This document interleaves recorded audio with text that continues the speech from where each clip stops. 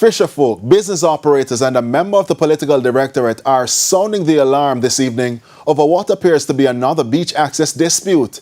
And as you'll hear in this report, the situation is once again looming in Trelawny, this time at the Jacob Taylor Beach.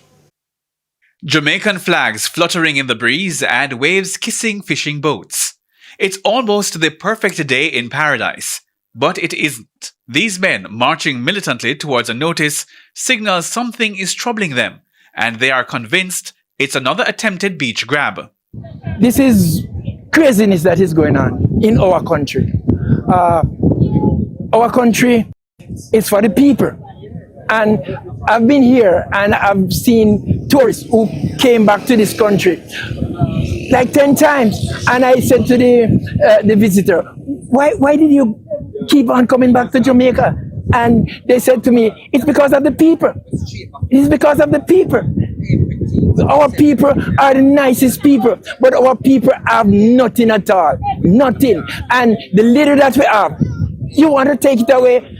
I was here when the notice came and I'm just as devastated. You know, I can't feel it as much, but you know, the land, the people, the fishermen, the shops, everything needs to be protected. They say this notice to quit sign is the first such communication they are seeing. They do not know who are the interested parties, but they are sure they need intervention from the highest levels in the country to stop this before it goes any further. Mr. Andrew Ornis, I'm saying to you, please come and talk to us because we are people. We are flesh and blood just like you. The fishermen, small restaurant and shop operators say generations of their families have depended on this beach. Therefore, if any sale is being considered, they must be at the forefront. My mom died 20 years, so my mom used to do business here a long time ago. So me come and take over and I run business same way for the family and everybody, you know.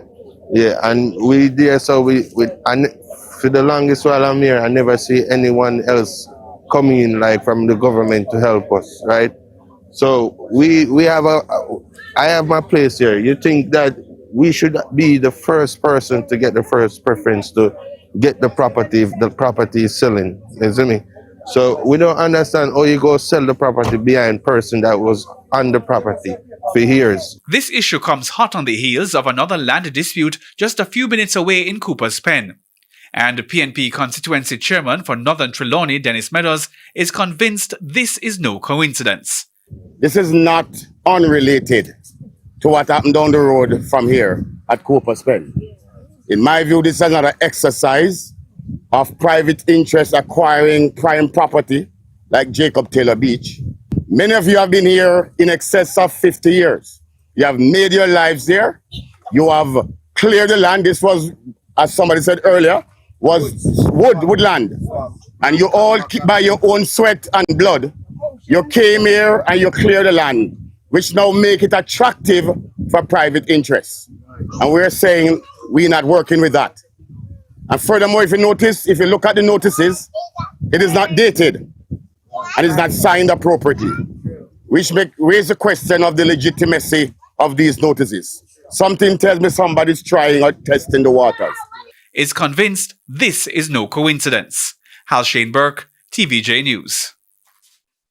The JCF's Agricultural Protection Branch is probing a serious meat for gun trade in St. Catherine that's causing headaches for cattle farmers. In one community alone, 17 cattle have been stolen and slaughtered since the start of the year.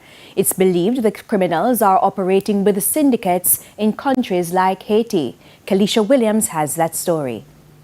Clear skies in Colbeck, St. Catherine, but vultures signaling that something dark and sinister has happened in the farming community. As they cut down the fence and bring her across the gully, bring her up and slaughter her and get out here.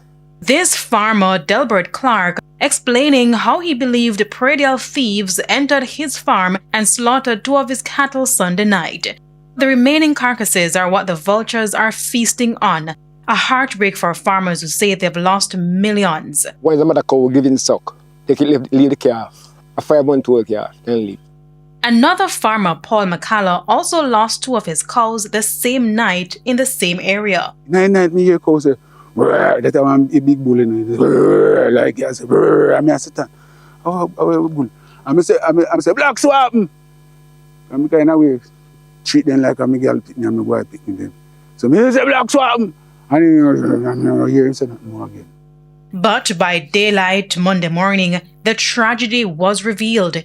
He told our news team the animals were two of his healthiest on the farm, valued at over $1 million. Red and big and broad, so.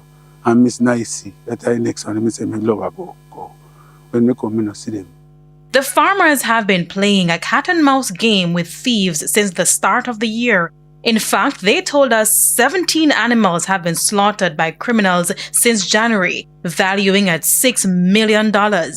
While the police have been constantly patrolling the area, the farmers are losing hope. There was a metal gate. If you look down there, you see a metal gate. Because one man meet accident, running car in there, mash up it. Police take him where can away. And up till now, I don't get a 6 francs out of it to fix back. However, head of the Agricultural Protection Branch, SSP Oral Pasco, told our news team that several strategies have been employed by the police to combat predial larceny in the community since the start of the year. And he believes a major criminal operation is driving the axe in the community. Based on intelligence gathered, suggests that some of these incidents may be linked to an illicit meat for gun trade, whereby stolen livestock is slaughtered in exchange for illegal firearms and ammunition in neighboring countries, and in particular Haiti. The remaining 8 animals valued at approximately 1.6 million Jamaican dollars were recovered by the JCF APB members, Area 5 members, working with the local stations in partnership with the local farmers. And of course, these would have been returned to their rightful owners. No arrest has been made for larceny of cattle in the Colbeck area, but the police say they are following several leads. Kalisha Williams, TVJ News. In the meantime, the police are reminding farmers that there is currently an amnesty on the movement of untagged animals for slaughter only.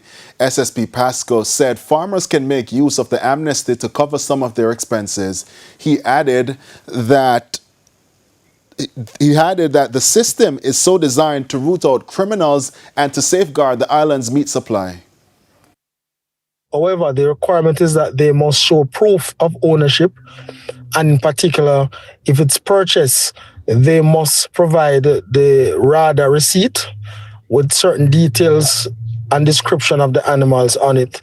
And of course, the officers will do a trace, and once everything is clear, you will be allowed to proceed. So this is an initiative by the Ministry of Agriculture, Fisheries and Mining in collaboration with the JCF. Justice Minister Delroy Chuck says several new courts will be built in the coming years. He gave the update at the Judiciary Strategic Retreat. Cabinet has agreed to build 4 new courts, 2 of which are absolutely needed right away. That is in Westmoreland and St. Elizabeth, and also in Trelawny and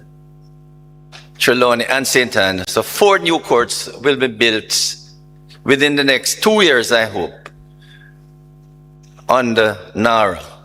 So my great hope is that with Morant Bay being finished hopefully by next year, within the next 2 years, we should have at least 8 new courts in addition to the few that have been built over the past few years. And Minister Chuck also provided an update on the relocation of the Westmoreland Parish Court, which was damaged during Hurricane Melissa. I am happy to report that in Westmoreland, the Parish Court has been severely damaged. We have now entered into a contract to rent what would have been a plaza that the Westmoreland Court will be moved over. And I'm happy to report, Mrs. Cameron Anglin, that the contract has been signed now. And the keys, if you have not yet received it, it will be passed on to you certainly early this week.